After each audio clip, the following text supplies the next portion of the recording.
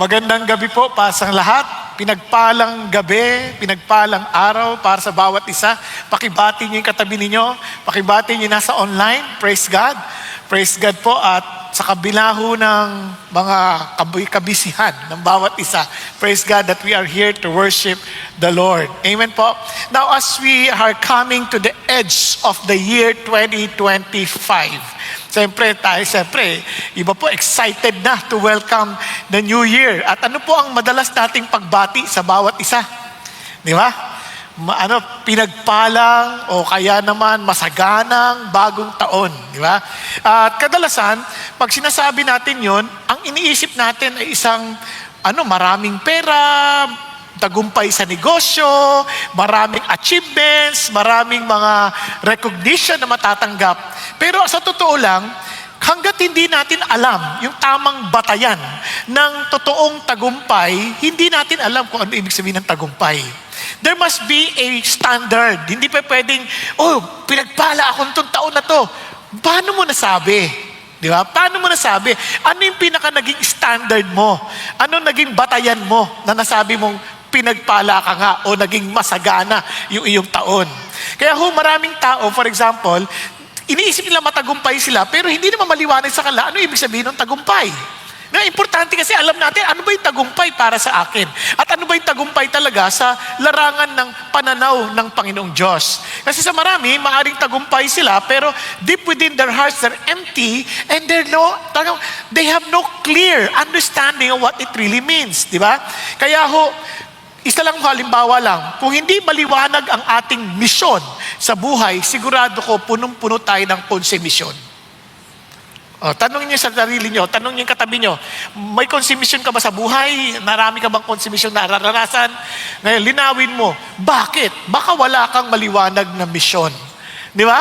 Kaya ngayon, gusto kong tanungin sa inyo to ng mas malalim pa para maintindihan natin, kanino ka ba talaga bumabangon? Kanino ka bumabangon? Yung baga tuwing ikaw ay gigising sa umaga, ano yung pinakadahilan mo kung bakit ka talagang meron kang siglang bumangon? Kahit walang kape, kahit walang Nescafe, ganon. Yung parang, yes, ito yung dahilan ko ba't ako bumabangon. Masaya ako. Kasi alam ko, naalala ko nung bata ako, natanong kay tatay ko, Tay, saan ka pupunta? Maghahanap buhay, anak. Tagal kong tinatanong, pahanap buhay? Ang tagal niya nang ginagawa yun Kailan niya kaya mahanap yung buhay? Di ba? Hindi totoo. Tanong ko sa sarili ko, tinatanong ko sa tatay ko yun, tinatanong ko sa sarili ko. Kaya ngayon naintindihan ko na what it means to live. Kaya pag tinatanong naman ako, saan ka pupunta pa? Magbabahagi ng buhay. Nakuha niya yung difference? Kasi nga mas maliwanag kami excitement. Meron kang dahilan ng pagbangon. Kaya ngayon, yan pong ating pag-uusapan. Para maintindihan natin lalo, ito na ikwento ko na to sa inyo, pero ikikwento ko na rin ulit kasi baka nakatulog kayo ng mga panahon na yon.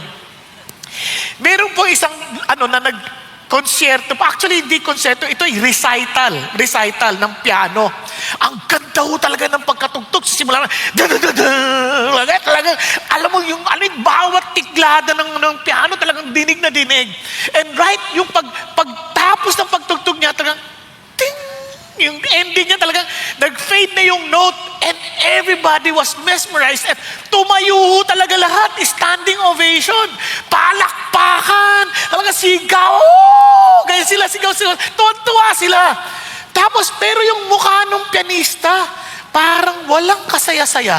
Parang punong-puno ng takot at punong-puno ng kaba. Sabi niya, tumakyat yung pinsan, Insan, grabe, congratulations. Sabi niya, bakit hindi ka masaya? Parang you feel so unsettled. Sabi niya, kasi, yung matanda sa harapan hindi siya, bata pa yan. Yung matanda sa harapan hindi tumayo, hindi ngumingiti. Ano ngayon, isa lang yan, huwag mo pasinin yan. Di mo naintindihan. Siya yung teacher ko. Siya yung mag-grade sa akin. Pag hindi ako pumasa, walang kwenta yung palakpak ng tao. You know what I'm trying to say? Kaya nung tumayo na yung mama at nag-thumbs up, wow, biglang panatag na yung kanyang puso. Yan ang dahilan kung bakit sa maraming tao ngayon, they're too tired in life. They're too tired. Hindi naman sana problema yung pagod ka sa katawan. Pero yung pagod ka pati sa espiritu, sa emosyon, sa isip. Yun ang nakakalungkot. Kapag ganoon, ibig lang sabihin, we are living with a wrong applause. Iba yung hinahanap natin ang maling palakpak. Marahil hinahanap natin ang palakpak ng mga boss natin, palakpak ng mga tao na hindi naman tayo pinakikialaman, palakpak ng algorithm, ng likes, di ba? Sa kagustuhan mong ma-like yung mga pinopost mo sa Facebook, dahil walang nagla-like, naglagay ka ng maraming Facebook account para ikaw lahat nagla-like doon. Pero kawawa ka naman. Kakagustuhan mo lang magkaroon ng likes na tignan. Pero alam nyo, nakakalungkot, ganyan ng maraming tao. Hindi maliwanag sa kanila sino ang kanilang dapat ipamuhay. You see, friends, ito tatandaan nyo, in the world that lives for self, the people of God, the true people of God, live for the pleasure of the Father. No? Kaya sabi ni Paul, kahit pagod na pagod ako physically, yung aking inner life, laging sariwa, laging nare-refresh. Why? Because I focus not on the temporary things, but on eternity. Yung bagay na hindi mamamatay at hindi na walang hangganan. Kaya sa atin po, tanungin ang sarili natin, para sa mga, kasi tingnan niyo po, karamihan, nakikita ko lang sa story, sa mga hindi ko maintindihan, anong saysay ng pagpapakita mo ng sayaw mo, ng mga damit na, ang lamig-lamig para ka nasa beach. Yung mga ganun. Parang, mga supposedly Christian ito. Ano yan? Parang lahat na lang, ganun pa. Ano yan? Parang, hindi masamang magsayaw. Pero, what's the point? You want to be known as entertainer? There's nothing wrong about being known as an entertainer. But for what? For what purpose? Yun ang tanong. Kaya, this afternoon, we will be focusing on, as we welcome the new year, live for God's pleasure. No?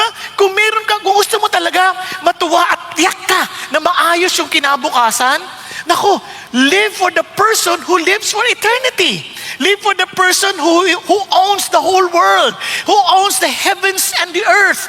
Kaya nga, live for His pleasure. To some, they don't understand. Ano bang ibig sabihin yan? Now, to summarize our discussion, when we say to live for God's pleasure, maging sa Bible, for example, ilan sa inyo, nabasa nyo na yung buong Bible? Just listen, nakabasa kayo yung buong Bible. Praise God, out of, ilang libo tayo dito? At least meron 3. Now, hindi ko kayo iniinsulto if we were not able to read the whole Bible. Pero isipin nyo mabuti ito, no? Kaya minsan wala tayong excitement to read it and to finish it. Kasi wag nating basahin para matapos. Wag nating basahin para mag-increase yung ating knowledge. Kundi basahin natin to know God. Learn to read to know God. Yung baga pag nagbabasa ka ng liham or message, don't just read the message. Try to understand and know the writer. Ang galing niya magsulat. Iba siyang mag-isip. He's so deep. Mga ganun ba? Hindi yung, ano ba ito? Mali grammar. Hindi, minsan mali yung grammar, pero ang lalim ng sinasabi. Get to know the person. At hindi lang yon. The more the more you get in love to that person. Hindi ko ginagamit yung fall in love kasi sa Panginoon Diyos, hindi tayo, parang wala tayong control na in love tayo. We get to know. Kasi yung pagmamahal na to, hindi to parang na wala kang control, no? Na naluglalaglag ka na lang.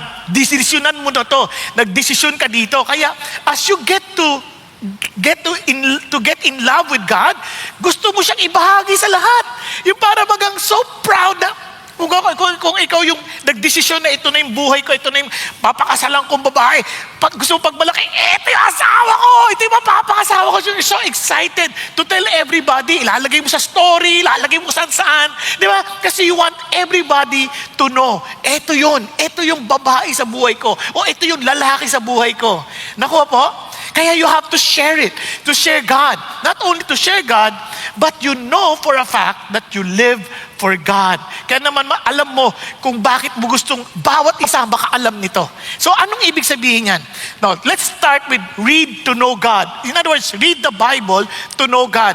Kung napapansin nyo, yung binasa natin sa 1 Peter, nung panahon na sinulat ito, they were being persecuted. Hindi lang sila na-persecute, they are on the verge of compromising and giving up their faith.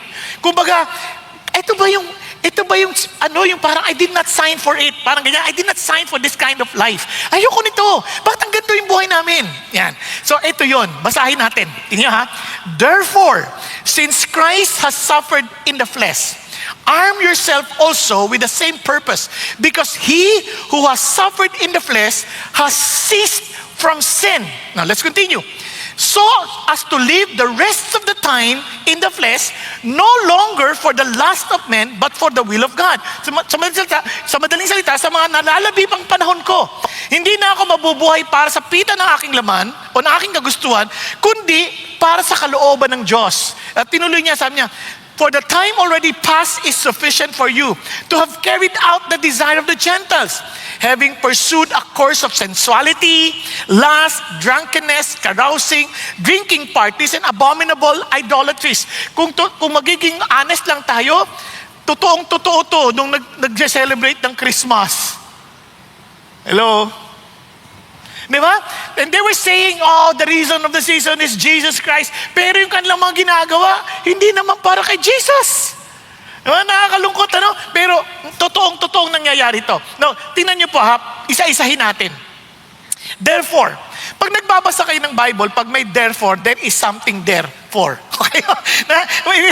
Ibig sabihin, meron siyang binabanggit sa una para sabihin niya, dahil dyan, si Jesus nag-suffer din nung nagkatawang tao siya. Yan sasabi niya. At sabi niya, kaya naman, I'm telling you, arm yourself. Alam niyo yung hamon ng arm yourself? Parang kayo rin, maghanda kayo, parang gera ba? Parang gera, maging handa kayo, maging intentional kayo na maghanda. Dapat preparado kayo. Bakit? Sabi niya, with the same purpose, because he who has suffered in the flesh has ceased from sin. Now look at this. Sa mundong ito, we always want comfort. We always want comfort. Kaya nga, have a blessed New Year. Have a prosperous New Year. Ang assumption, ang gusto natin mangyari, gusto ko may masagana talaga yung taon ko. Pero sa totoo lang, this year, na darating sasalubungin natin, hindi lang matcha-challenge yung comfort natin. Ang matcha-challenge yung allegiance natin sa Diyos. Ulitin ko ha. Hindi lamang yung comfort ang matcha-challenge sa atin. And you know that. Pati ang ating katapatan sa Diyos, hahamunin. How far can we go? And I'm telling you, it's not about our commitment, but our relationship with God. Hanggat hindi maliwanag sa atin what it means to live, hindi tayo tatagal. Are you following? Now, tingnan nyo, sa mundong ito, we always hoping everything will become better. Kahit na bagong technology, bagong mga inventions, pero gumanda ba yung mundo? Iniisip natin, pag meron ng microwave, dadali ng buhay. Dumali ba talaga? O dumami yung ginagawa? Iniisip natin, kapag ka nagkaroon ako ng television, marirelax na ako. Narelax ka ba talaga? Ha? Lalo na pinanonood mo, puro nakakatakot. Hindi nakaka-relax yun. Sa totoo lang, lalong-lalo na, niisip mo, pag may aircon na, giginhawa ang katawan, makakapahinga ng mabuti, yun ang hindi ka pa nagbabayad ng kuryente. Hello? Nakuha ninyo? Kaya minsan iisip natin, everything will become fine. Ang problema, everything is becoming worse. Sa traffic, inisip natin pag may NCAP na, kaganda na yung daan. Ay ano yung mga driver dito na? Tumino sila sa paggawa ng paraan na hindi mabasa ang kanilang plate number. Ang galing talaga ng Pinoy. Iba? Na hindi na yung sabihin, habang feeling natin gaganda yung buhay, lalo namang nagiging entitled ang tao, kung saan lalong nagiging sakim ang bawat isa. And life is not getting better. And ang Biblia lang ang nagsasabi, come on, prepare yourself for the worst. Don't think of life getting better. But I'm telling you this, the moment you overcome this temporary challenge that you're facing in life, there is something wonderful prepared and stored for you. Yun ay kung kilala mo si Jesus. Nagkakaintindihan? Kaya nga, kung meron mga excitement sa buhay natin, eto, tinan nyo si Jesus. Sabi niya, arm yourself with the same purpose. As if Peter was saying, have the same mind of Jesus. Because he was suffered in the flesh, has ceased from sin. Hindi na, yung sin kasi, ano yan sa gisag ng pagiging makasarili. Yung sin, laging makasarili, laging iniisip niya, sarili niya lagi to satisfy his or her desire. Pang sarili lamang. At hindi lang basta desire, over-desire. Kasi hindi naman masama yung desire eh. Pero yung over-desire, yun masama yun. Kasi wala nang control yun eh. The Holy Spirit alone can stop us from over-desiring. No? Kaya nga ang tawag niya sa Greek epithemia, yung sobrang pagkahangad. Kaya pag sumobra, talagang hindi na siya nakakabuti kasi it is in the flesh. At sabi niya, and since you are no longer running after these things of the flesh, tumigil sa kasalanan, somehow, para kang going against the tide. No? Para kang nagka-counterflow. Pag nag-counterflow ka, hindi madali yun. Talagang mas mabigat yun. Kaya madaling magtapang-tapangan if everyone is going along with you. Pero if you're going against, ibang usapan yon. Doon lalabas, talaga bang matapang ka? Di ba? Kaya dito yung challenge na yon. Now, tingnan nyo po ha. Tingnan nyo po. Bakit importante yun that we have the same mind of Jesus Christ? Same purpose, same understanding of suffering, because what shapes our thinking shapes our living. Are you following? Kung ano yung laman ng isip natin, yun din ang uhubog sa ating pamumuhay. So in other words, what shapes your mind shapes your life. Nagkakaintindihan? Yun ang dahilan kung bakit we need to understand ano yung purpose ni Jesus. Ano yung isip ni Jesus. For example, when Jesus suffered, remember, therefore, atras tayo. Ano ba yung isip ni Jesus when He suffered? And He wants us also to understand that so that we may have the same purpose. Ang sabi niya, for you have been called for this purpose. Since Christ also suffered for you, leaving you an example for you to follow in His steps. Diba? Bakit importante yun? Una, hindi tayo maiwasan ng suffering. Okay?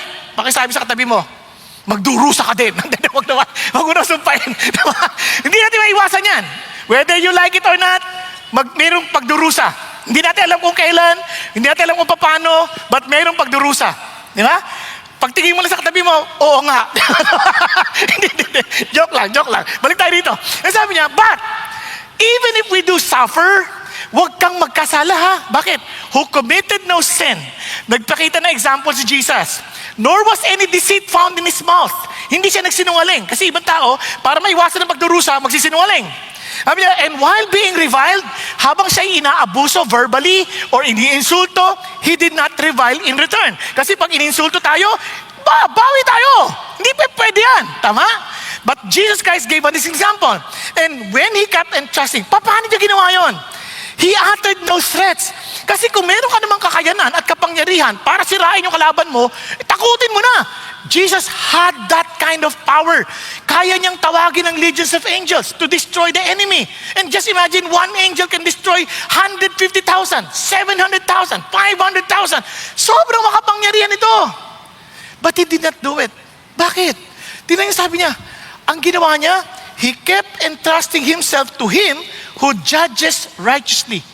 Ang isip niya, ano man ang gawin nila, hindi ko sila papatulan kasi nagtitiwala ako sa tatay ko. Now listen, hindi ka magtitiwala sa isang tao na hindi mo kilala. Nagkakaintindihan? Hindi ka magtitiwala kahit kanino na hindi mo alam anong kanyang kapasidad. But the mere fact that Jesus knew His Father well, He entrusted Himself to God. Kaya nga, whenever we study and read the Scripture, if you want to understand the mind of Christ, go back to His Word. Kasi doon mo maintindihan, ito yung layunin ni Jesus, ito yung puso ni Jesus. Sample lang ko kayo. Anong cause ng suffering ng maraming tao? Hindi persecution. Kahit tayo mga Christians, hindi persecution. Kasi isip natin, persecution ito. Hindi necessarily persecution. Alam niyo kung sino? Kung sino pinakamalapit sa inyo? The person closest to you hurts you the most. Di ba? Yung iba hindi makatingin dahil asawa niya yun eh. Para siya na stiff neck. Hindi, sa totoo lang. Sino makakasakit sa inyo? Kundi yung mga kasama natin sa trabaho, mga kasama natin sa eskwelahan, kasama natin sa bahay. Yan ang mga nakakasakit sa atin. Ang galing ng Diyos. Alam niyo ba na sinabi niya to? Tingnan ninyo ha. Pagpunta niyo ng chapter 3, look at the words. In the same way. Di ba? In the same way. Sabi niya, in the same way. Katulad ng ginawa ni Jesus. You wives, asawa ka agad at tinukoy. Mga babae. Kasi sakit ng ulong mga lalaki. Kasama na ako doon. Hindi, sa totoo lang. Kayo mga babae, tingnan niyo ha. Agad-agad, be submissive to your own husband. Naku po, submissive. Sino mga babae dito? May asawa? Alam nyo kung gaano kahirap mag-submit sa mga lalaking feeling nyo hindi marunong mag-isip. Feeling nyo yun. Ano ba to? Hindi nag-iisip to. Paano ko magtitiwala rito? Di ba? Kaya buhay namin gulo-gulo. Kung hindi pa ako nagtrabaho, kung hindi pa ako nag-isip ng negosyo, wala na kami kinabukasan. Naintindihan niyo yung sabihin? Narinig ko sa mga drama yan eh. Kaya sabi ng lalaki ko, pero be submissive. Yung nga matinong lalaki, hirap na sundin eh. Lalo na, sabi niya, so that if any of them are disobedient to the word, they may be won without a word by the behavior of their wives. Imagine ninyo, hindi nagtitiwala sa salita ng Diyos. So ano magagawa ng lalaking to? Mandaya, mambabae, manlalaki. Naintindihan niyo yung sabihin? Mambugbog. Paano ako magsasabit sa ganyan? Kung hindi ka nagtitiwala kay God, kaya sabi niya, just as Jesus entrusted himself to the Lord, because it's unjust, it is unfair, pero tiwala kay Lord, Lord, yung asawa ko, binibigay ko na sa inyo. Malay mo, kunin agad. Partially. Parang ganito. Sorry medyo nag-ano ako. Kasi baka makatulog kayo eh. Pero, isipin niyo mabuti. Ang hirap mag-submit kung wala kang Diyos sa tatakbuhan. Di ba? Halimbawa, niloloko ka ng lalaki. Ibaan mo yung pagdating. Ang tanong mo, saan ka galing? Yung tanong na saan ka galing, hindi naman yun, inaalam mo kung saan sa galing eh. Alam mo na kung saan sa galing. Ang gusto mo malaman, anong gusto mo? Away? Di ba? Ang gusto mo, kailangan, nasaktan mo ako, sasaktan din kita. Ano sabi ng Lord? Hindi niya ginagantihan. Kasi bakit? Kayang gantihan ng Diyos. Pwede mo Lord, yung asawa ko, hindi ko na talaga siya kayang baguhin eh. Talagang nagkamali ako, at siya nagkamali siya, teto na, malala pa siya eh. Kaya Lord, ano gagawin ko? Lord, ibinibigay ko na sa inyo. Alam nyo, kung sasabihin, Lord, ayoko naman siyang laging wala sa bahay eh. Mali mo, bigla lang, kapag salubong mo pa lang, sweetheart, kumain ka na, nagulat, na-stroke, yung di naalis ang bahay yun. Hindi. Huwag naman mangyari agad. Kahit bukas na. Pero, the point is this, our God is so powerful. He can change the hearts of men. He alone can change the heart of men. And sa totoo lang, mga lalaki, huwag kayo magpapakasiguro. Baka yung pag ang babae, yung asawa nyo, lagi nakangitit, lagi pinagsisilbihan. Baka kinukulam kayo sa Panginoon Diyos. Dinadala niya kayo, Lord, itong asawa ko, habang ikay natutulog, nilalagyan ka ng langis sa noo. Ang sabi niya, Lord, bulagin mo siya sa mga bagay na masasama. Di ba? At magugulat ka na lang kung how the Lord will work in your life. Nakakaintindihan?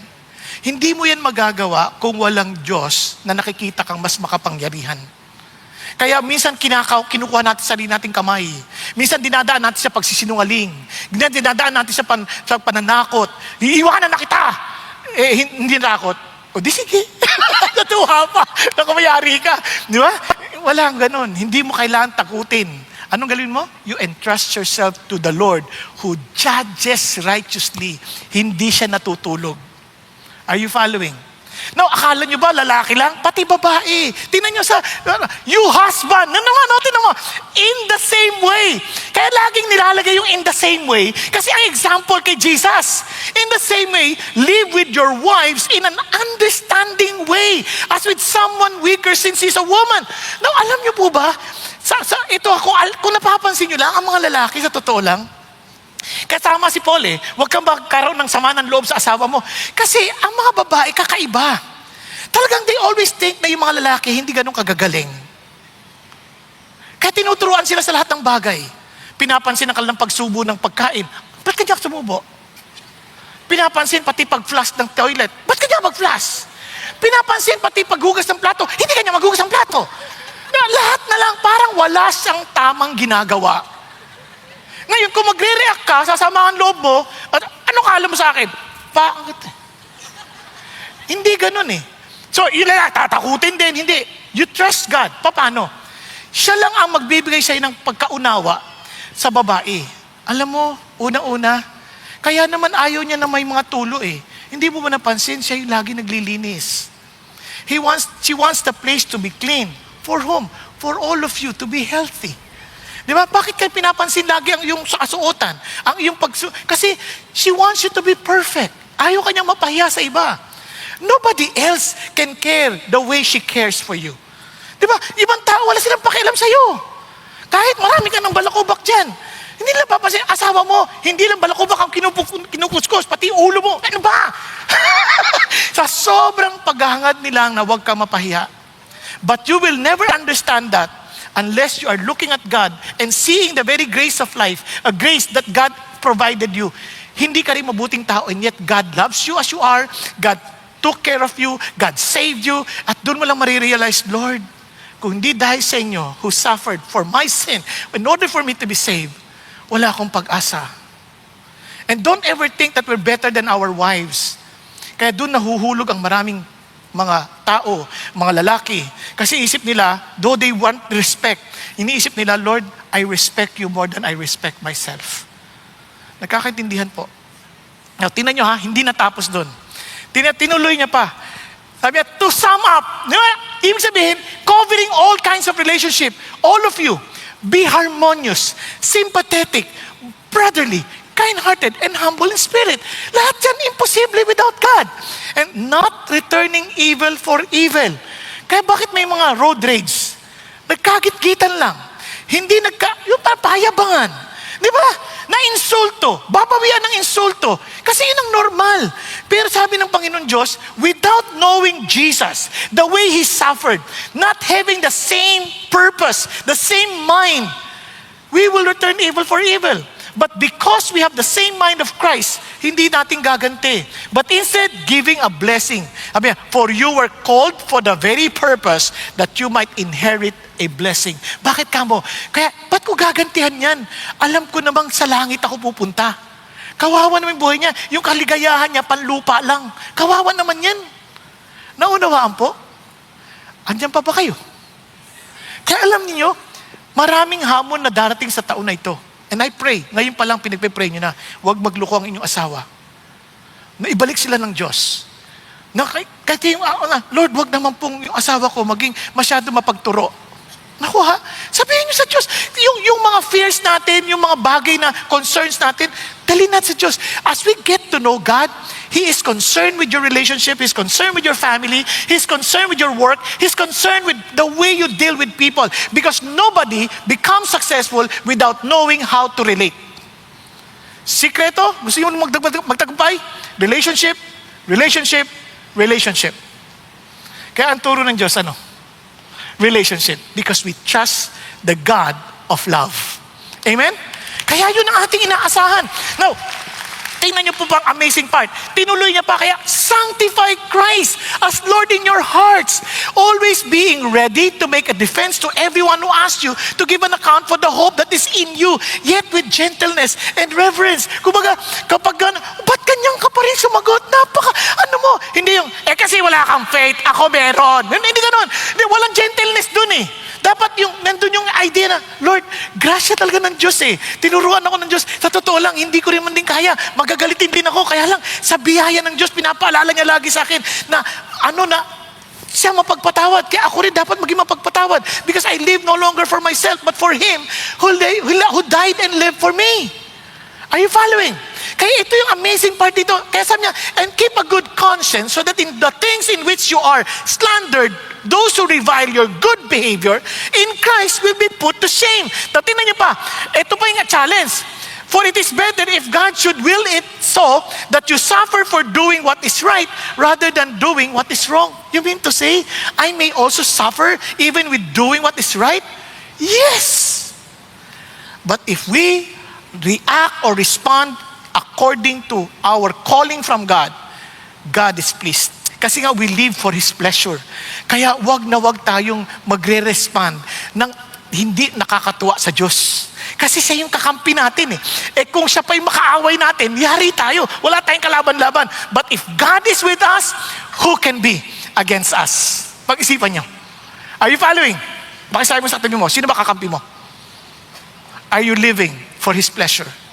Ang pakikalabit mo. Iba, hindi siya nakatingin sa Facebook eh. No, are you living for His pleasure? Nagkakaintindihan tayo. Kayo, hindi kayo, magkagalit ba kayo? Sabihan mo. Baka makatulog yan.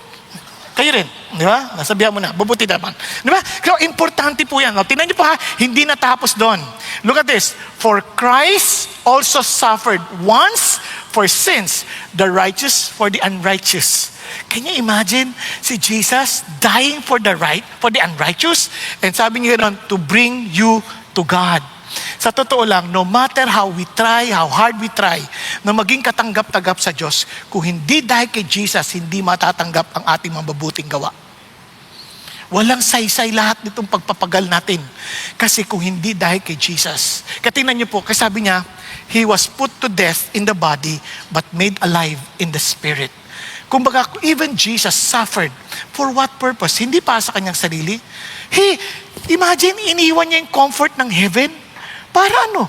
Para makaranas tayo ng pag-asa ng kawalang hanggan. Sa totoo lang, ang hirap isipin ng walang hanggan, no? Ang hirap isipin na buhay natin dito lang. Pag-isipan niyo mabuti, ha? Kuya, anong pangalan mo? Ikaw. Anong pangalan mo? Oh. Now, imagine niyo halimbawa si Jong Min. Tama? Si Jong Min, nangangarap talagang maging bilyonaryo. Hindi through flood control, kundi sa isang maayos na trabaho. No? Etong si Jong Min, imagine nyo lang sa edad na 21, multi-millionaire na siya. Konti na lang, bilyonaryo na. Konti na lang.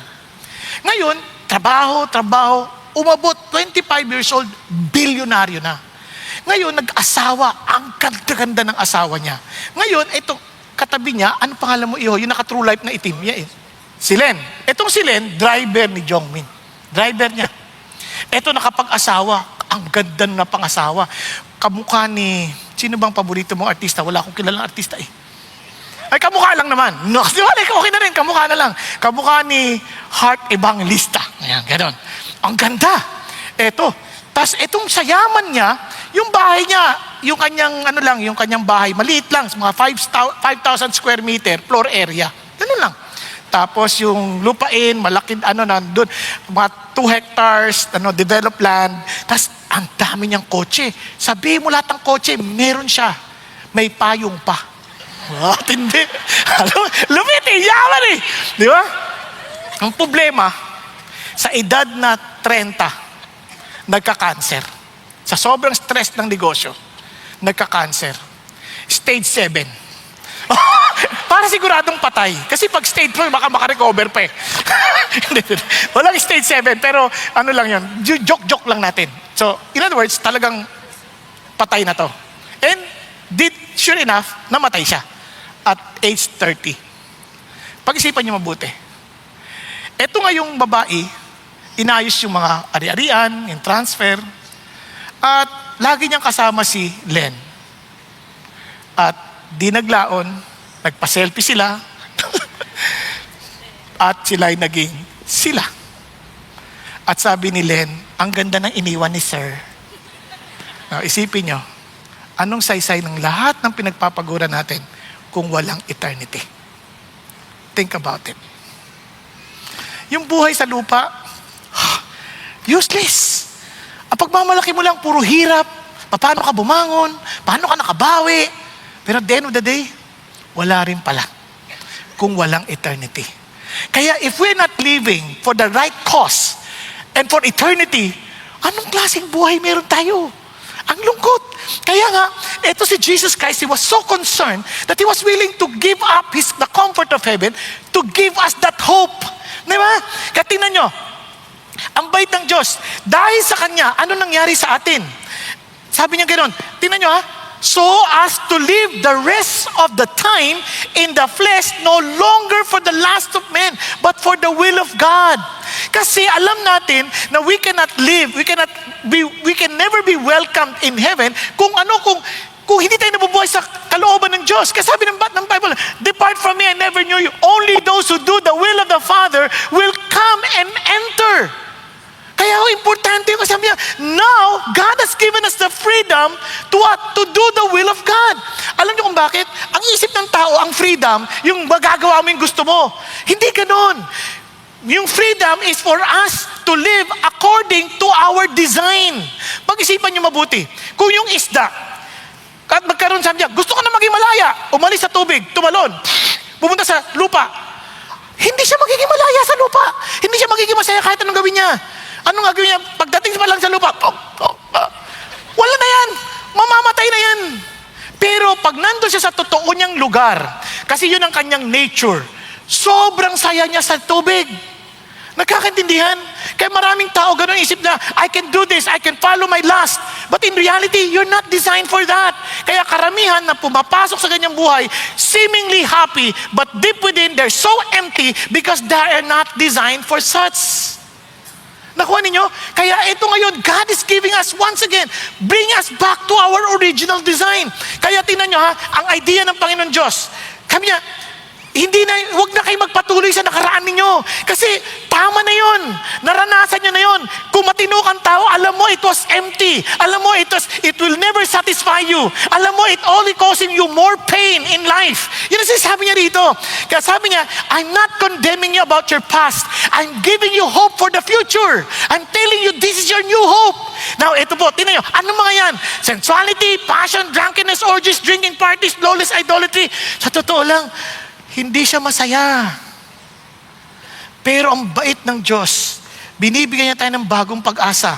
Paano? Tingnan nyo. For you have been born again, not of seed which is perishable. Naisilang ka, you have given a new nature. Isang bagay na hindi na masisira. Sabi niya, but imperishable, that is through the living and enduring Word of God. Bakit importante yung Word of God? Naalala niyo, all Scripture is God's breath. Naalala nyo? Sa 2 Timothy 3:16?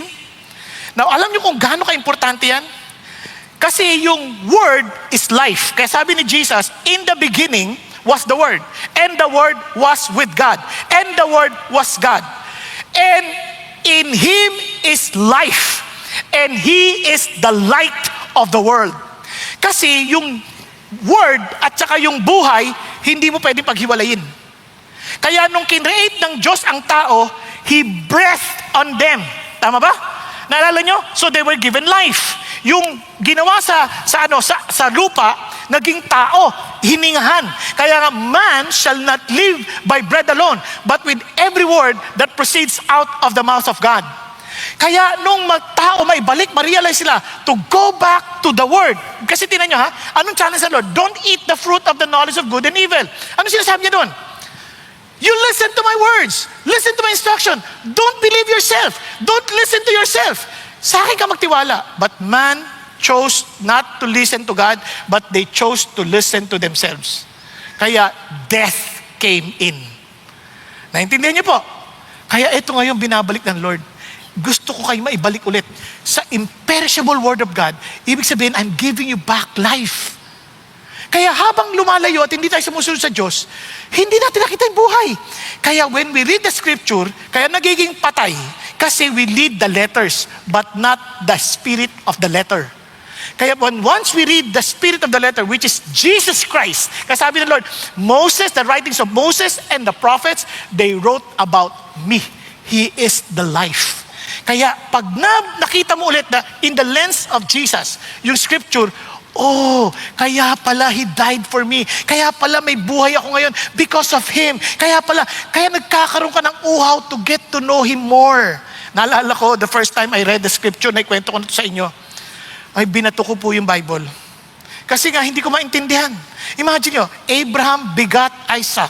Isaac begat Jacob. Jacob begat Judah. Ano ba to ang bigat-bigat? Ang hirap-hirap. Hindi ko talaga maintindihan. Not until I got so tired in life, sabi ko, Lord, kung totoo ka, kausapin ninyo ako. Kasi pagod na ako eh. Sa totoo lang, at that time, I was on the brink of killing myself. Sabi ko, Lord, pagod na ako kung totoo ka. Kasi isipin nyo, ang hirap ng buhay namin. Kasi sabi ko, nilikha mo lang ba ako para magdusa? Para maghirap? Sabi ko, ba't nyo ako ginagawang ganito? Ang alam nyo, ang bait ng Diyos eh. Kasi talagang nangungusap talaga siya eh. Una, nakwento ko na to siya, nangusap siya habang naglalakad ako. Kasi 13 kilometers lang naman nilalakad ko mula sa eskwelahan pa uwing bahay. Tanghali naman yun. So habang naglalakad na ganyan, ba't kami pinahihirapan ng ganito? Bakit? Kaya nga yung mga tanong ko eh. Alam nyo, sumagot ang Diyos eh. May jeep na dumaan eh. Ang lakas-lakas sa sound. What am I living for if not for you? Pahina na kasi palayo na siya eh. Pero sabi ko nga, no? What am I really living for? Tapos, alam mo, kala ko tapos na eh. May sumunod pa eh. Hindi ko alam talaga yung buong lyrics ha. Yun lang talaga naalala ko kasi yun lang talaga yung narinig ko eh. Tapos dumaan ulit. Do you know where you're going to? Wala na ulit. Kasi hindi pa traffic noon. Mabilis ang daan. Mabilis ang takbo ng mga jeep. Pero those questions somehow struck my mind and said, God, totoo ka ba? What am I really living for? I don't like what's going on in my life. Kausapin niyo naman ako. Kasi externally, we can be joyful. Externally, we can be celebrating. But deep within, alam nyo, you're so empty. As in, ito lang ba talaga buhay? Sobrang nakakapagod. Kaya nga sabi ko, God, totoo ka ba? At nung nabukas ko yung Bible, hindi pa ako marunong, buti na lang totoo ang Diyos at nangungusap. Ang nabasa ko, therefore, if anyone is in Christ, he is a new creation. The old has passed away. Behold, the new has come. Kaya hindi ko siya makalimutan. Mula nun sabi ko, God, bigyan mo ako ng bagong buhay. I want to be one with you. Talagang pinag-pray ko yun. Tapos alam nyo, bigla na lang sobrang pagkagusto ko salita ng Diyos. Parang ang ganda pala nito. Ang ganda pala nito. Sabi ko, ba't ngayon ko lang ito nakita? Ba't ngayon ko lang nakita? Kaya hanggang ngayon, I read the scripture 2.5 times a year. From different version. Bakit? Para lalo ko pang mapamiliarize akong ang ganda talaga ng salita ng Diyos. Sa tagal ko na naging Christian, hanggang ngayon sobrang excited ako sa salita ng Panginoon. Hindi ko maintindihan. Why? Because I find life in the Word of Christ, in the Word of God. Bakit ko nasabi? Ang dami nating hamon sa buhay. But without the Word, encouraging us, telling us what it really means to live, mapapagod tayo. Hindi tayo tatagal. Kaya ganun na lang sinasabi ng Lord sa atin. Makinig ka sa akin. Sabi niya, bakit? Kasi dito pa lang sa salita ng Diyos, makikita nyo that concerning this salvation, the prophets who spoke, dun pa lang, wow, from the very time God promised, alam kong tapat siya. Sabi niya, that was to come to you, search intently with the greatest care. Iningat-ingatan niya. And there you will see, may problema ka, mababasa mo, wow, si David, meron siyang kaharap na Goliath. Tinalo niya because of God. Kaya kahit anong Goliath na sakit yan, kahit anong Goliath na problema yan, kahit anong Goliath na utang yan, kahit anong Goliath na yan, my God is able to deal with that Goliath. Nakakandi na, kung yan Goliath ng insecurity, Goliath ng problema sa relationship, my God is able to overcome. I just need to trust my God. Pag nakita mo, wow, Lord, ang dami kong problema, hindi ko kayang harapin to. Nakita mo si Gideon with 300. Then, he was able to conquer 130,000 Midianites. Biglang, wow, my God is greater. Diba? Kaya doon mo maintindihan, Lord, thank you. Help me to know you more. Kaya ma-excite ka to love the Word of God. So don't read the Word of God just to increase the knowledge. Don't read the Word of God just to finish the Bible. Read it to know God. Kilalanin mo lalo si Jesus. Meron akong guidelines sa ginagamit. Alam ko ano yun? Space pets. Sino sa inyo mahilig sa pets? Pets, di ba? Mahal na mahal yung mga pets. And imagine a pet coming from heaven. Kaya space pets. So every time you read the Bible, you ask yourself, is there any sin to confess? Meron ba pinapakita ng Lord sa akin na kailangan ko ikumpisal na kasalanan? Is there a promise to claim? Diba? Is there an attitude to change? Diba? Is there a command to obey? Is there an example to follow? Nakuha ninyo? Ano yung pets? Principle to live by. Error to avoid. Things to thank God for. And something to always worship the Lord. Space pets. So every time you read, anong sinasabi? Bakit ko ino-worship sa Lord? Because the more I get to know Him, I worship Him. Kaya masasabi mo, Lord, I worship you not because of what you did, but because of who you are. Naintindihan po? Kaya when you read the scripture, it's so exciting. Kung gusto nyo, lagyan nyo, space pets. Lapatan nyo lang. Hindi nyo kailangan fill upan lahat. Di ba? Kung ano lang meron. And live by it. And nakikita nyo, wow, makita nyo yung pagbabago, excitement sa buhay natin. Kaya naman, sabi ng Lord, tingnan nyo, ayan, rid of yourself of all malice, deceit, hypocrisy, envy, slander of every kind. Like newborn babies crave for pure spiritual milk, so that by it you may grow up in your salvation, now that you have, look at the words, tasted that the Lord is good. Grabe, no? Yung ang sarap ni God.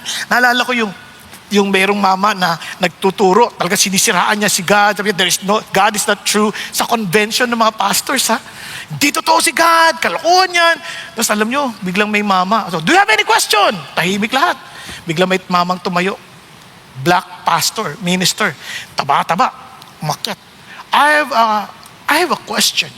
Tapos umakyat siya, dala-dala niya. I may not be able to articulate what I want to share with you or ask you, but kinuha niya apple niya, kinagat, and I cannot explain and defend what I believe the way you did it.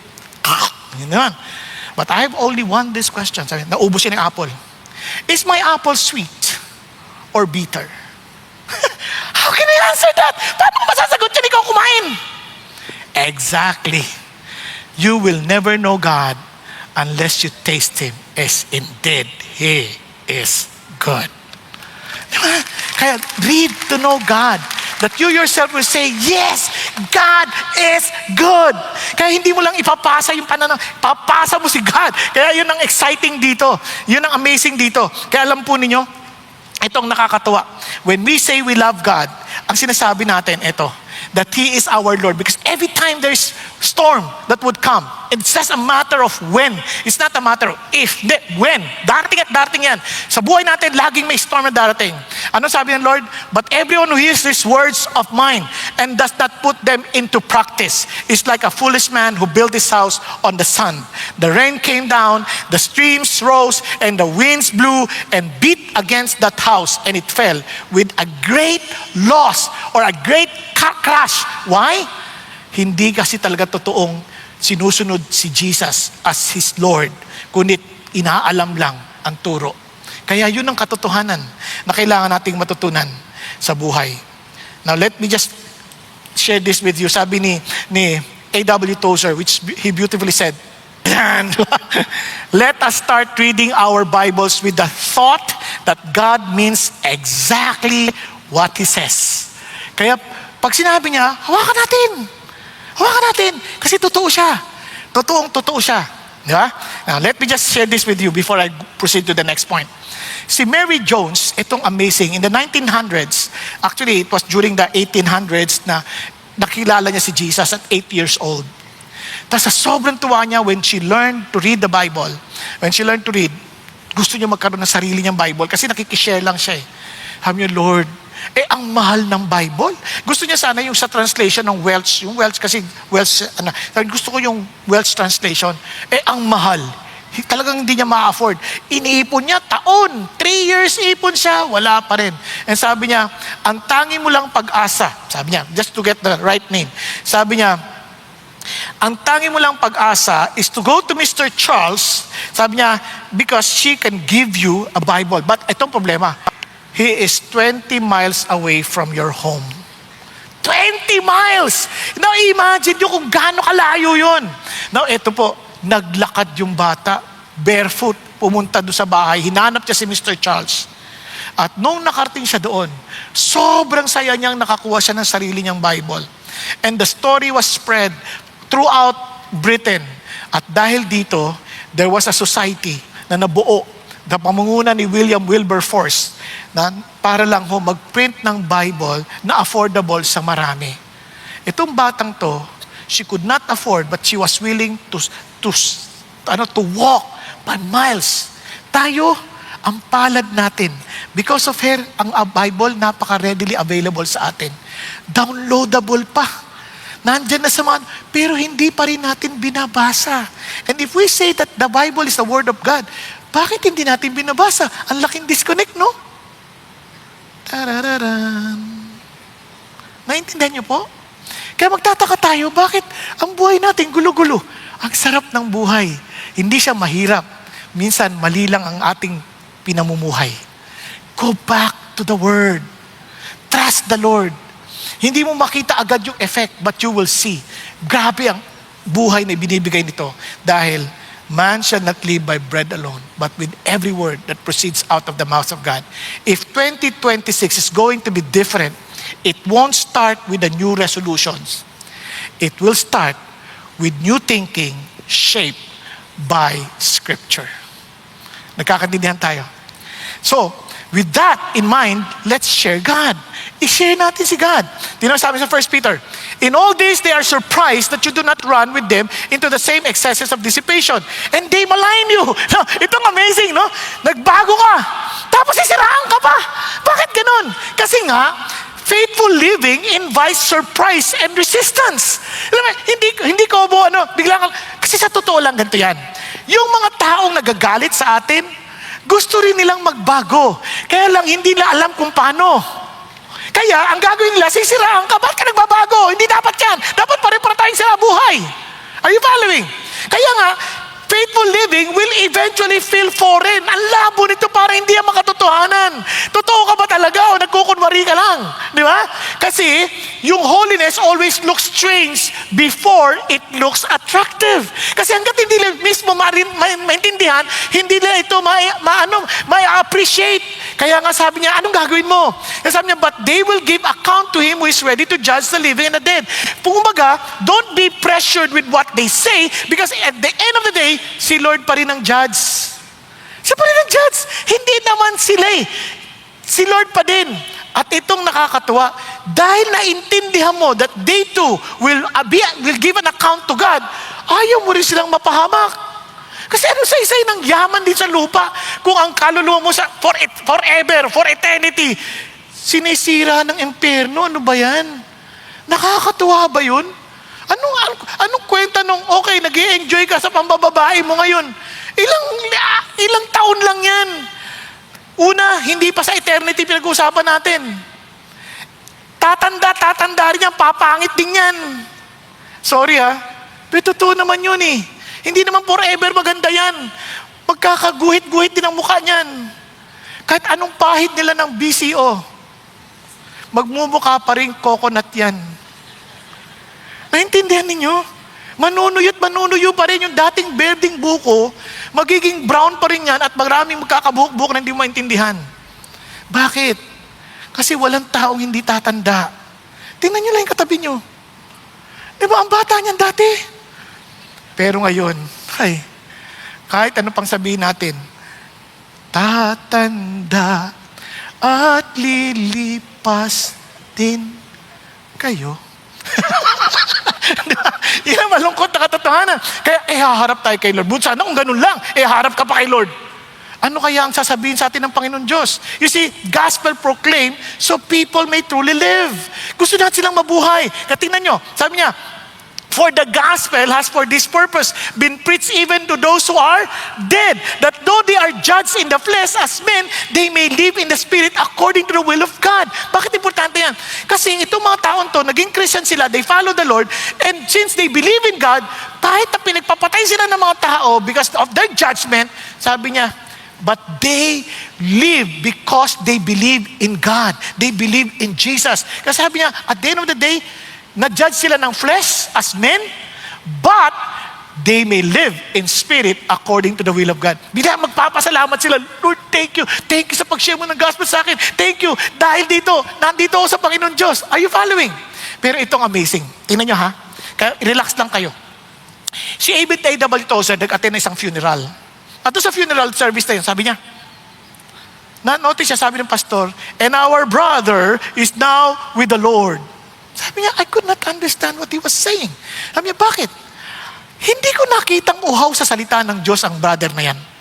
Hindi ko nakitang excited yan to worship the Lord. Hindi ko nakitang excited yan to serve the Lord. paano niya masasabing siya ay na kay Lord? Pag-isipan niyo mabuti. Kung hindi ka excited kay God ngayon, paano ka magiging excited pag namatay ka? For sure, you will never be excited. Hindi magkakaroon ng pagbabago. Oh, excited na ako ngayon. Hindi mangyayari yan. Kasi, ang ating relationship sa Diyos, tuloy-tuloy kaya sabi ng Lord, lalapit sa Kanya, in the last days, many will come to me saying, Lord, Lord, did we not prophesy in your name? Did we not cast out demons in your name? Alam niyo ba ibig sabihin nun? Yung Lord, Lord, Lord, ibig sabihin, pag inuulit yung tawag, close kayo, close. Kunyari, si Len. Ibig sabihin, close kami. Nung panahon, sa kultura ng mga Hudyo, Len, close kayo. Lord, Lord. Sabi niya, don't pretend that we're close. Kaya sabi niya, tinama, depart from me, I never knew you. Akala ko ba all-knowing ang Diyos? Yung word na I never knew you, hindi tayo close. Kasi yung word na know is intimacy. Hindi tayo intimate. Kaya sabi niya, huwag ka na magkunwari. Kasi in the eyes of men, lapit na kay God to. Performing miracles, casting out demons, healing the sick. Wow! Malapit kay God dyan. Sabi ng Lord, hindi nakikita dyan yan. Only those who do the will of my Father. Kaya, according to the will of God, only those who do the will of my Father will enter the kingdom of God. Close ba kayo? Ano bang will ng Diyos? For us to be close with God and to bring people closer to the Lord. Are you following? Kaya yun ang mandate ng Diyos. Kaya kung tayo hindi excited sa Diyos, don't expect na pagdating natin at namatay tayo, excited tayo makita si Jesus. For sure, matatakot pa nga tayo eh. Naintindihan? Kaya nga itong sinasabi ng Lord. Kaya alam nyo, sa buhay, it's either we conform to the world, to the circumstances, to the culture, or we will change the culture. Kaya it's either you are a thermometer or a thermostat. Ang thermometer Christian, siya yung sumasabay lang sa anong ihit at init ng kultura. Sasabay lang sila. Pero ang thermostat na Christian, babaguhin nila ang temperatura ng silid. Are you following?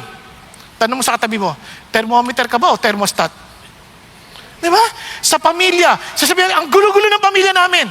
Huwag ka mag-alala, thermostat ka. Ikaw ang babago ng kalalagayan ng pamilya mo. Di ba? Ang gulo-gulo ng eskwelahan namin. Thermostat ka ba, thermometer? Mamili ka. Ang gulo-gulo ng opisina namin, thermostat ka ba o thermometer?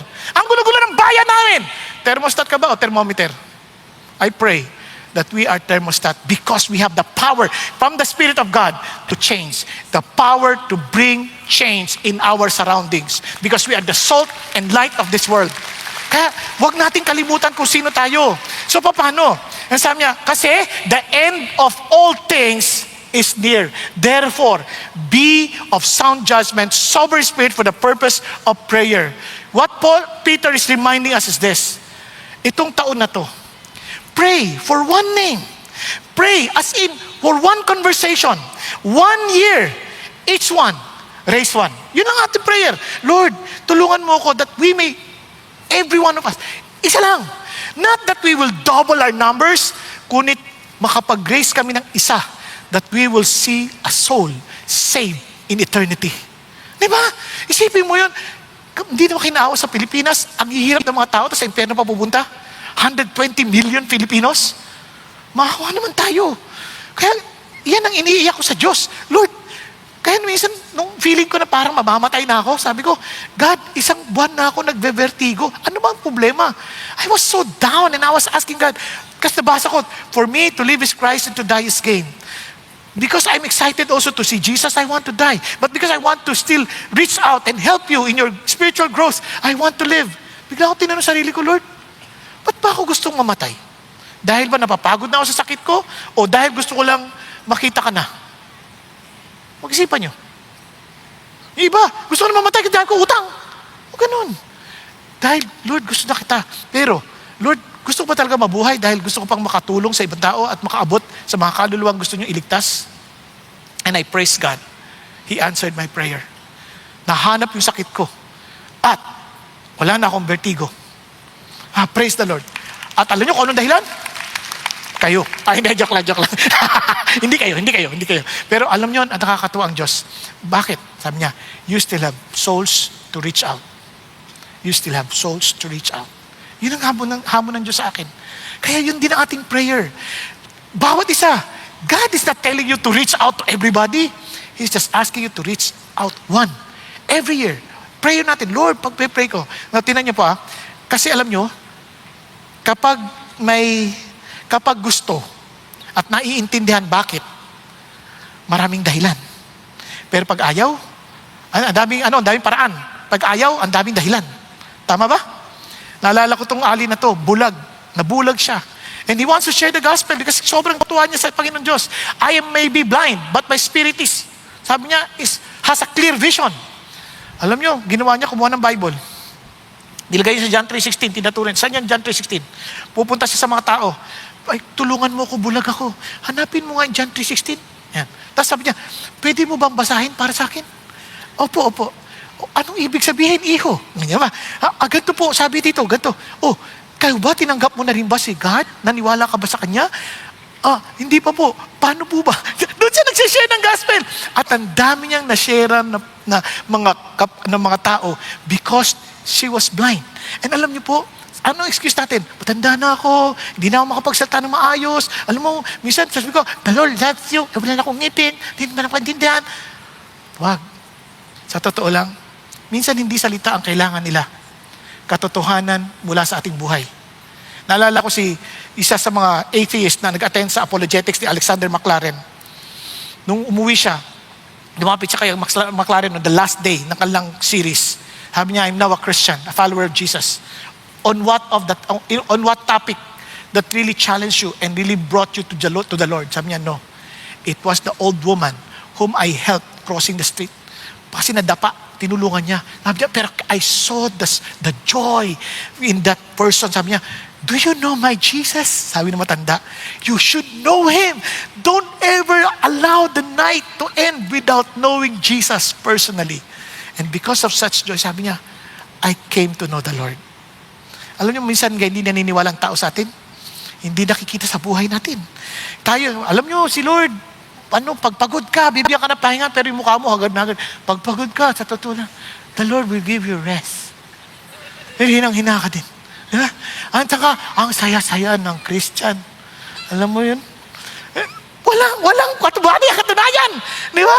Kaya doon mo palang alam na malayong-malayo sila sa Panginoon Diyos. Kaya I challenge you. So I pray that every one of us, kaya eternity, remember, does not make life meaningless. It makes it urgent. Kaya naman, we are to live for God. Why? Urgent love in urgent times. Tingnan nyo, bakit urgent times? The end of all things is near. Hindi nyo ba napapansin?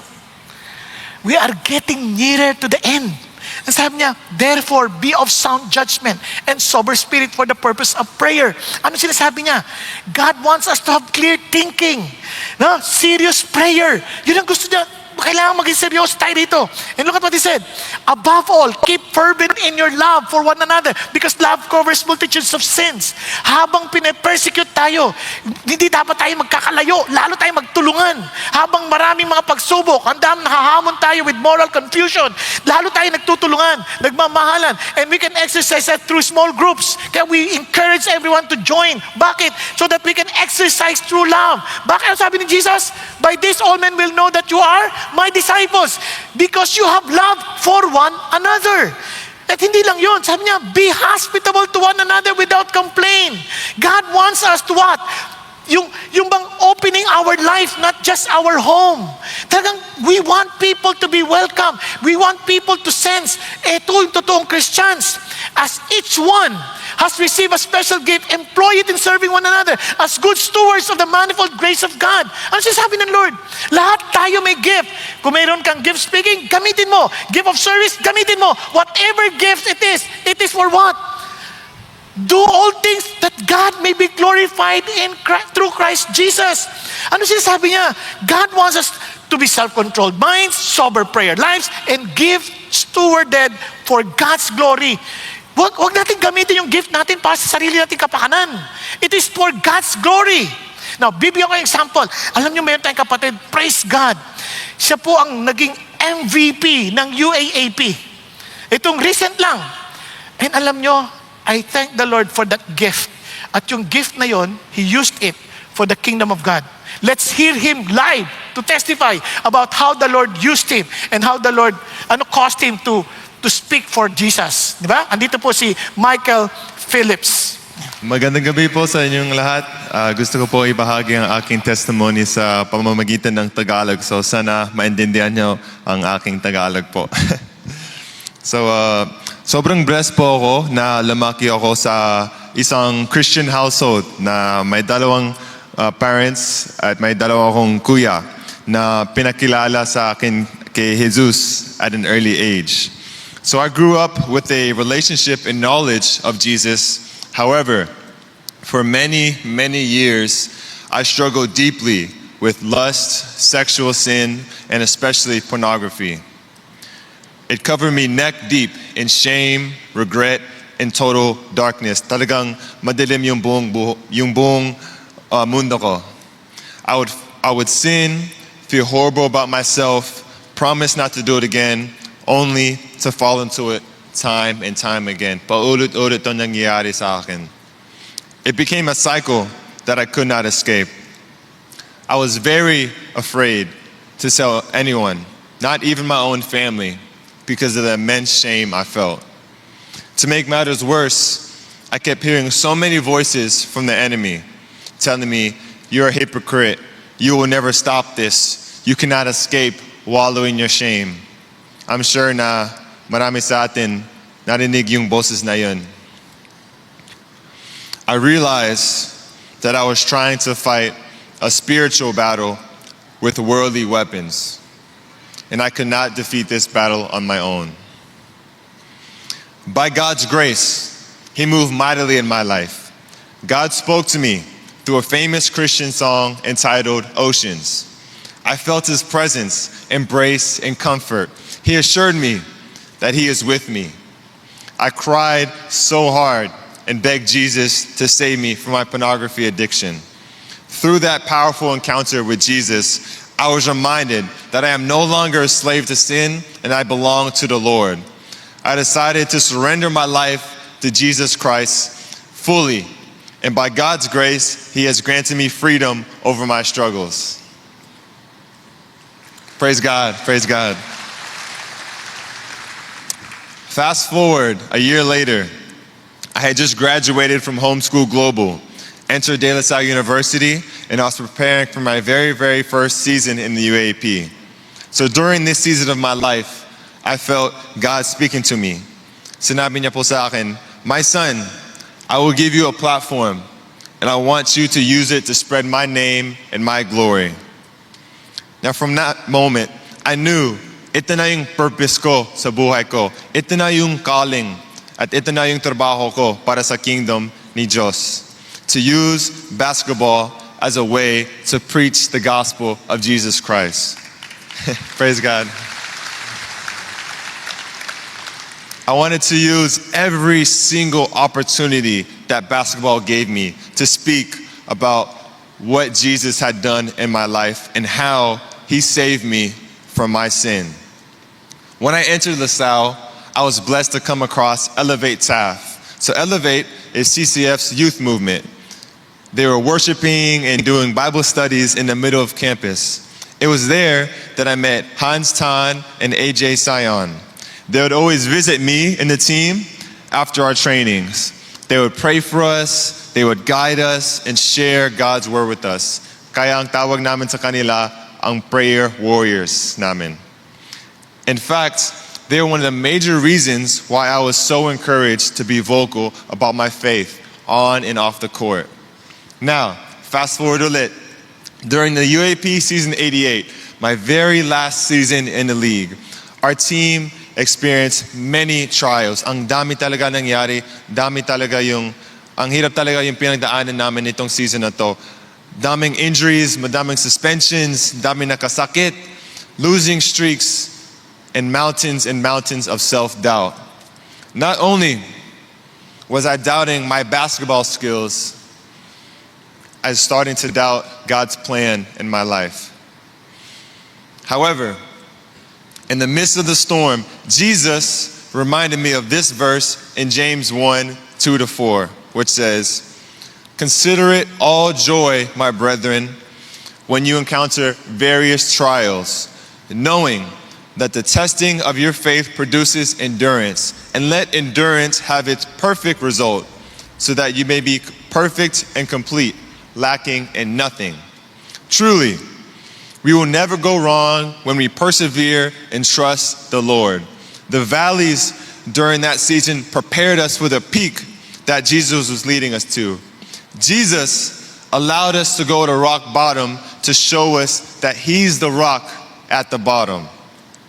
And finally, praise God.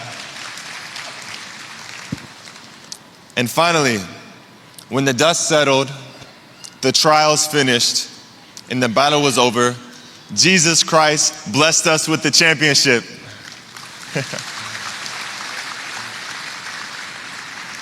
Now, this was a feat that was utterly impossible through our own strength.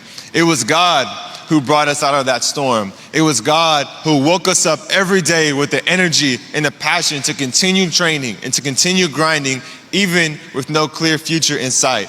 It was God who did. That is why, when it was all said and done, nung natapos na lang lahat, we chose to proclaim the name of Jesus Christ above all. Jesus won the battle. Jesus won the championship. He is the reason why I'm victorious over my struggle with lust, and He is the reason why our team got the victory. So please ask to continue to pray that God will keep me free from sin and that I will pursue His call in my life, to give Him glory in every platform that He gives me. Ako po si Michael Phillips, and to Jesus my King be all glory, honor, and praise. Maraming salamat po. Praise God, praise God. Ayan, praise the Lord. Ito po isang bagay, no? Napansin niyo po ba that He has that authority to speak because He also lived out the truth of the gospel. Kasi nga, minsan share tayo ng share, tapos iba naman ginagawa natin. Kaya siya naman po, tingnan nyo, excelente sa kanyang laro. Kasi nga, naglalaro siya para sa Panginoon Diyos. Amen po? Kaya napaka-importante ito. Ito mga kapatid, ang ating pong buhay ay hindi po para lamang sa ating sarili. Kasi nasabi ng Panginoon Diyos, He desires for all of us to use our gifts for what purpose? That God may be glorified. Hindi ka binigyan ng gift para lang sa iyong sariling kaharian. The goal of the gift is not visibility para maging sikat tayo, but worship. It's doxology. Every believer, remember, is gifted not to impress people, not to build our own kingdom, but to serve one another and glorify God through Jesus Christ. Live so God is seen through Jesus. Now let me tell you this.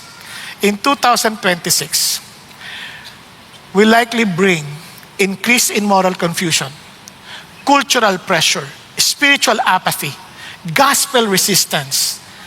But katulad ng sabi ng Panginoon Diyos, we can only face this not by hiding. Kaya sabi ni Peter, don't hide. But instead, live deliberately, love deeply, and speak faithfully. Paano? I want you to read about God. Let His Word reshape you. Share about God. Let your life provoke holy questions. Magtatanong talaga sila. And live for God. Let every gift serve His glory. Let me end. Meron po isang mama, faithfully attending the service. Lagi po siya nandyan. Ang problema ho, isang araw, hindi na siya dumating. So, he was there, same seat, every Sunday, hanggang sa he passed suddenly. At the funeral, ang co-worker stood and said through tears, I worked next to him for 14 years. I knew he went to church, but I didn't know he knew Jesus. The tragedy wasn't that he died. The tragedy was that someone lived next to a Christian and never met Christ. Now imagine, sa harap ni Jesus Christ, tatanungin ka, who did you bring with you? And why did they did not believe? Why? Kaya yun ang malaking mga tanong sa atin eh. Kaya ho, let's live for God's pleasure. Hindi natin kailangang pilitin ng tao. But as they see that we live for God's smile, for sure, they too will desire to be with Jesus. Tayo pong lahat ay yumuko at pumikit sandali. Mga kapatid, ikaw lang nakakaalam ng iyong totoong kalalagayan, ang iyong totoong relasyon kay Jesus. Kung hindi ka excited kay Jesus ngayon, Hindi ka excited to know His Word. Hindi ka excited to worship Him. Hindi ka excited to serve Him. And hindi ka excited to tell Him to people. How can you be sure na you will be excited when you are with Him in eternity? Paano ka makakatiyak? Kaya ngayon, alam mo naman ang totoo mong kalalagayan. Huwag ka na magkunwari. You know also the emptiness that you are suffering from. Alam mo rin yun. At hindi lang sa mga tao nandito, kundi sa mga nasa online. Alam mo pinagdadaanan mo. You may be smiling, laughing, celebrating, but deep within you, you know how empty you are. And God wants to save you. God wants to save us. God wants to give us meaningful life. God wants us to be with Him in eternity. But you have to be humble. You have to admit your need of Him. Kailangan mo aminin, Lord, kailangan kita. Lord, patawarin ninyo ako na nabubuhay ako independent from you. Lord, tulungan niyo po ako na hindi ko po habulin ang kayamanan, hindi ko po kailangan habulin ang mga bagay na inaakala ko magpapasaya sa akin, kundi kayo ang aking tunay na mabuhay ako para sa inyo. At salamat na hindi nyo kami pagkukulangin at hindi kailanman kami, Panginoon, hindi nyo kami iiwan tulad ng iyong pangako. Kaya naman we are confident to face 2026 because if God is with us, who can be against us? Kaya be honest to God, Lord, kailangan ko kayo. If God is speaking to you, be humble. Express your humility by raising your hand to the Lord and say, ako po yun, Lord. I need you. Yes. Huwag kang mahiya. Taas mo kamay mo sa Panginoon. Yes, yes. Thank you, Jesus. Thank you, Lord. Thank you, Jesus. Yes. Kahit sa mga nasa online. Yes, thank you, Lord. As you raised your hands, sabi mo, Lord, reveal yourself to me. I need you. Thank you for dying on the cross for my sin. And thank you, Lord, that you rose again from the dead to give me a new life. Kaya naman, Lord, mula ngayon, I want just to live for you. I want to live for your pleasure. Tulungan niyo ako. Bigyan mo ako ng uhaw sa iyong salita. Bigyan mo ako ng kaunawaan that I may know your will. And Lord, tulungan mo mag-discover ko rin yung aking gift para maiambag ko sa ibang tao. Para maging papuri ako sa inyo. At higit sa lahat, tulungan mo rin ikwento ko sa iba, sabihin ko sa iba, ang natagpuan kong kaligtasan mula sa inyo. Na sila rin ay makaranas ng pag-asa ng kawalang hanggan mula sa iyong anak na si Yesu Cristo. Salamat po, Panginoon, na totoo kayo sa iyong salita, sa iyong mga pangako. Kaya naman, Panginoon, tinatanggap ko kayo bilang aking Panginoon at tagapagligtas. At ang kalooban niyo ang maghari sa buhay ko. Thank you, Lord. Lord, empower your people with your Holy Spirit. And I pray for every family we represent. Allow your blessing of peace, a blessing of joy, a blessing of your manifest presence to be upon all of us. In the mighty name of your Son, Jesus Christ, we pray. Amen, amen, and amen.